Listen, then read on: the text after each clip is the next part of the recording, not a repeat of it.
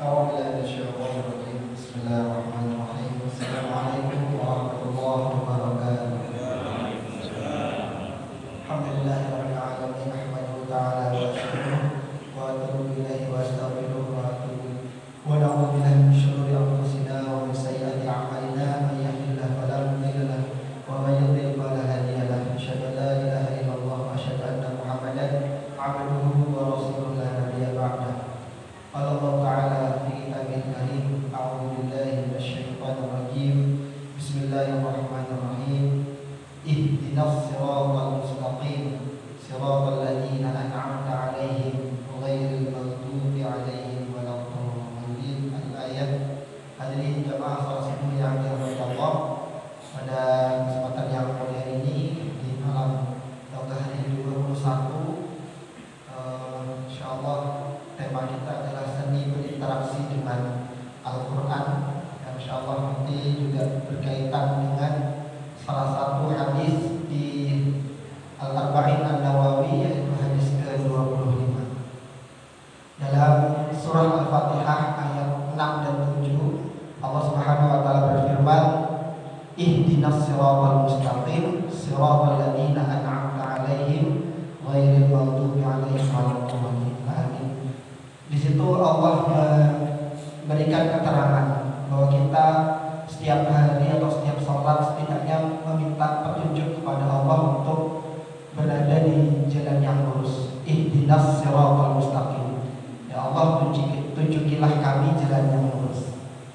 Kemudian di ayat yang ke-7, bagaimana atau jalan bagaimana yang harus kita tempuh, maka jawabannya ada di ayat ke-7, siratal ladzina an'amta 'alaihim, yaitu jalan yang engkau berikan nikmat kepada mereka. An'amta 'alaihim ghairil maghdubi 'alaihim, bukan jalan yang engkau murkai, waladdallin, bukan juga jalan orang-orang yang sesat.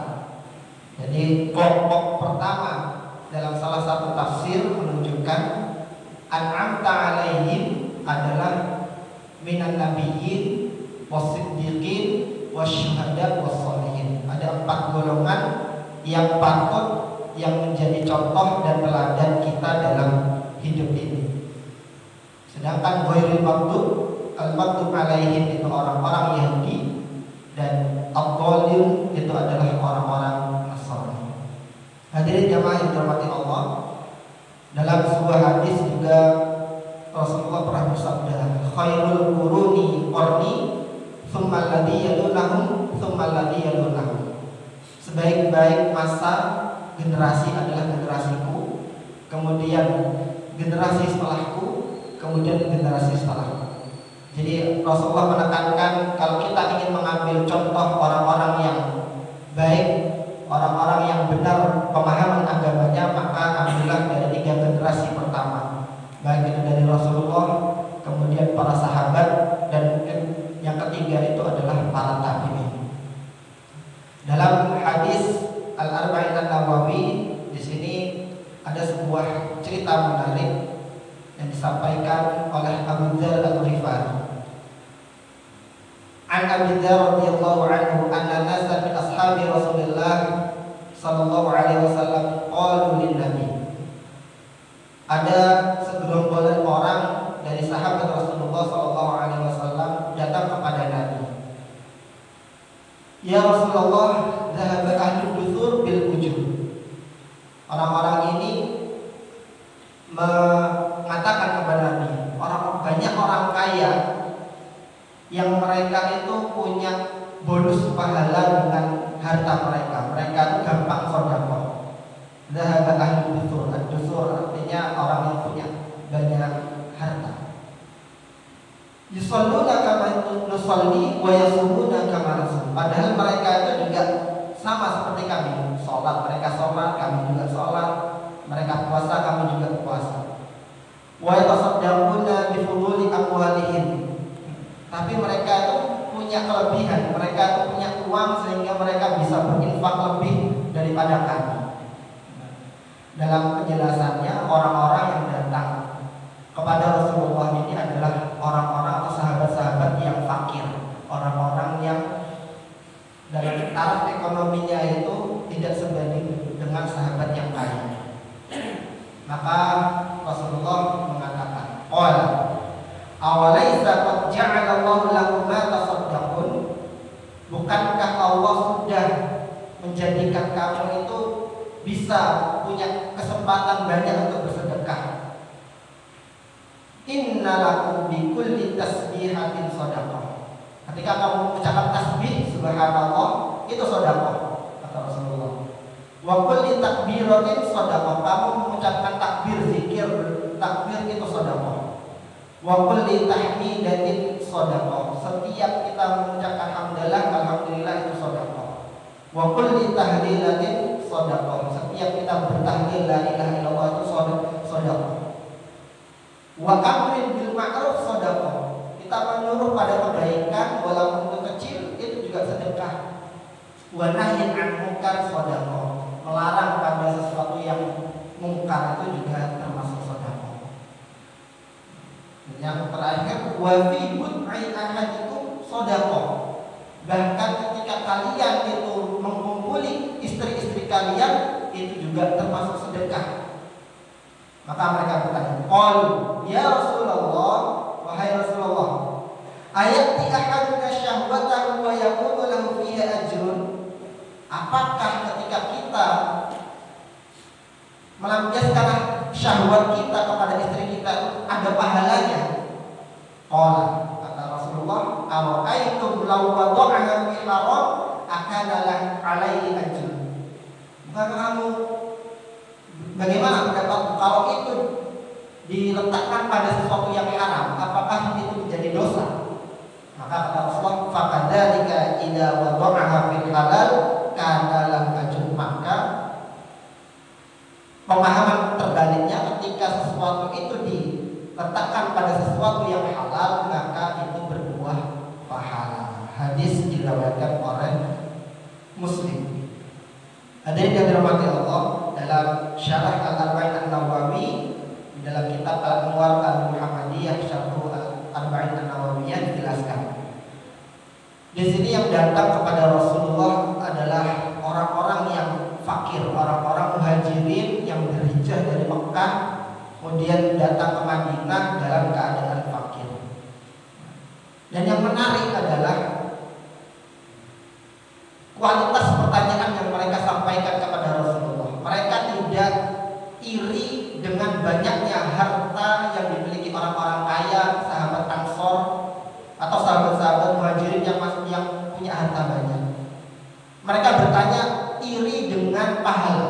Nah, ini yang mungkin bisa menjadi contoh bagi kita. Mereka tidak, level keimanan mereka mendorong mereka untuk bertanya bagaimana kita mendapatkan pahala yang lebih banyak daripada orang-orang yang kaya tadi. Sehingga Rasulullah SAW memberikan motivasi, memberikan semangat supaya mereka memperbanyak zikir kepada Allah. Salah satu faedah yang penulis tuliskan di kitab ini adalah adzikru min a'dzamil ibadat, bahwa zikir yang kita lakukan itu adalah salah satu ibadah yang agung yang bisa kita lakukan. Karena zikir tidak perlu kita harus berwudu terlebih dahulu. Kita bisa berzikir di mana saja asalkan kita mau melakukan. Ketika kita melafazkan, maka di situ kita bisa mendapatkan pahala yang besar. Kemudian dalam hadis ini juga disampaikan min rahmatillahi ta'ala tanawwu suwaril ibadah. Dan salah satu bentuk dari rahmat kasih sayang Allah yang luas adalah Allah tidak membatasi bentuk ibadah yang bisa memasukkan kita ke surga. Ada banyak sekali ibadah-ibadah yang bisa kita lakukan dalam satu hari satu malam, yang tidak hanya dilakukan di masjid, tapi juga banyak ibadah yang kita lakukan, kita niatkan dengan atas lillahi ta'ala, kemudian itu bisa berbuah ibadah. Bahkan beramar ma'ruf nahi munkar itu sudah nauk atau jenis dari ibadah itu sendiri. Maka seakan-akan dalam hadis ini itu Rasulullah ingin menekankan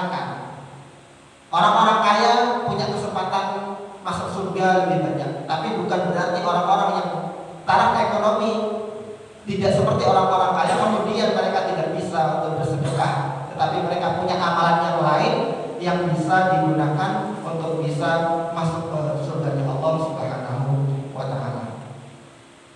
Kemudian di sini juga penulis mengumpulkan satu faedah dari salah satu hadis Nabi sallallahu alaihi wasallam. In aradta alla yasda' laka qalbu.